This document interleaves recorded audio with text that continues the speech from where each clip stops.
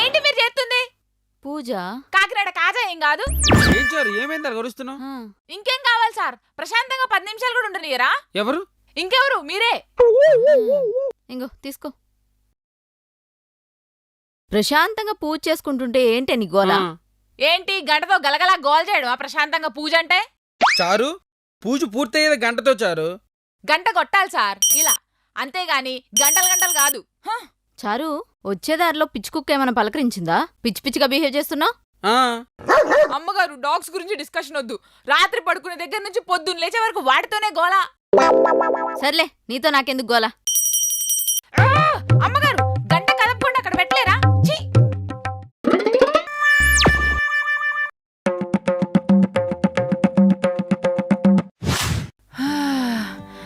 ఈ పనులు ఎంత హాయిగున్నాయి.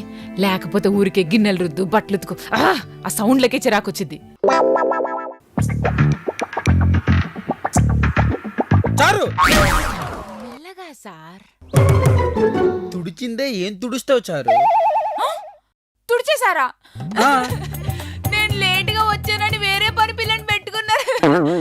ఎవరది? నా పనికి ఎసరు పెట్టిన పని పిల్ల. ఏ ఆపు, ఎవరిని పెట్టుకోలేదులే, మేమే మొత్తం క్లీన్ చేసుకున్నాం.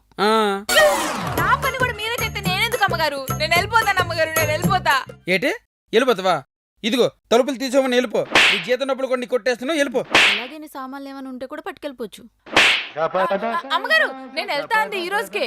ఎలాగూ పనంతా మీరు చేస్తారని. ఆహా, చాలా తెలివి మీరు పేచారు.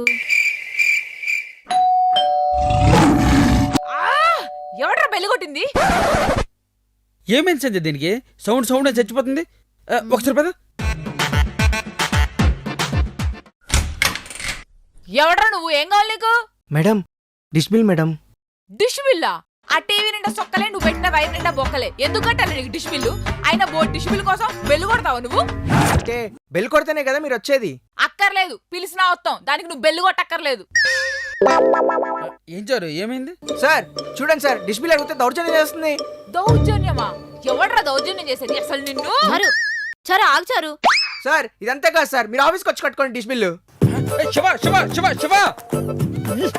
ఏంటి చారు? ముందా డోరై. చారు అసలు ఏమైంది?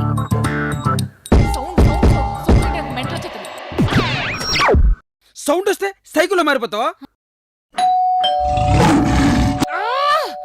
మళ్ళీ ఎవడ బెల్లు కొడుతున్నాడు? అయిపోయాడు నా చేతులు. మళ్ళీ ఎవడో అయిపోయినట్టున్నాడు. చారు చారు. ఏమ్మా బాగున్నావా? ఎవడ్రా నువ్వు? అమ్మా మర్చిపోయినట్టున్నావు, నేను ఈ అపార్ట్మెంట్కి సెక్రటరీని. సెక్యూరిటీ? ఈ ఇల్లు ఏమైనా ఏటీఎం మెషినా? అయినా బోర్డింట్లో 10,000 కూడా ఉండవు. ఎందుకు సెక్యూరిటీ? అమ్మమ్మా అది సెక్యూరిటీ కాదు, సెక్రటరీ. ఏదో ఒకటి. ఇప్పుడు అయితే ఏంది? పని మనిషికి ఇంత పొగరా? అయితే ఇప్పుడేంటి? పని మనిషికి పొగరు ఉండకూడదా? ఎవరయ్యా అసలు నువ్వు? ఇంటి ముందుకు వచ్చి ఇంట్రాగేషన్ చేస్తున్నావు.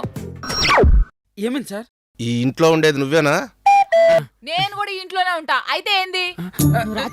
నీ గురించి ఎవరు అడిగారు?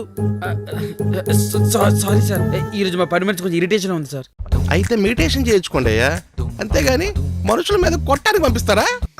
వదలండి అమ్మగారు, వాడంతా తెలుస్తాను. వదలండి అమ్మగారు. నువ్వు బాగు. వామ్మో ఇంత కోపమా? అయినా పని మనిషి అంటే అపార్ట్మెంట్ లో పనులు చేయాలి గాని ఇలా సెటిల్మెంట్లు కాదయ్యా. అసలు నేనేం పని చేయాలో చెప్పడానికి ఆయన ఎవరు అమ్మగారు? వదలండి అమ్మగారు. నేను ఆయన తేలిపోవాలి. ఆగు సారు. అది కదా సార్. ఆగండి, మీ మీద సొసైటీలో కంప్లైంట్ ఇస్తా. ఇందాక ఆ డిస్పిల్లోడు కూడా వస్తే వాడి మీద దౌర్జన్యం చేశారంట. ఏందా నేను అడుగుదామని వస్తే నన్ను కొట్టబోతారా? మీ అంతు తేలవకపోతే అప్పుడు అడగండి. Sir sir Ramesh sir Ramesh sir Ramesh sir Ramesh sir చూడు సారు నీ వల్ల ఏమైందో. అవును చారు, అనవసరంగా కోపం తెచ్చుకుని వచ్చే వాళ్ళందరి మీద చూపిస్తున్నావు. నేనేం కోపం తెచ్చుకోలే. ఆ సెక్యూరిటీ గార్డే నాకు కోపం తెప్పించాడు. సెక్యూరిటీ కాదు, సెక్రటరీ. ఎవడైతే నాకేంది? నీకేం కాదు, మాకే అవుతుంది. ఎవరమ్మగారు నా ముందు మా ఓనర్స్ అనేది? ఇంతకీ ఏమన్నారు చారు? ఏమో సార్ నాకు తెలీదు.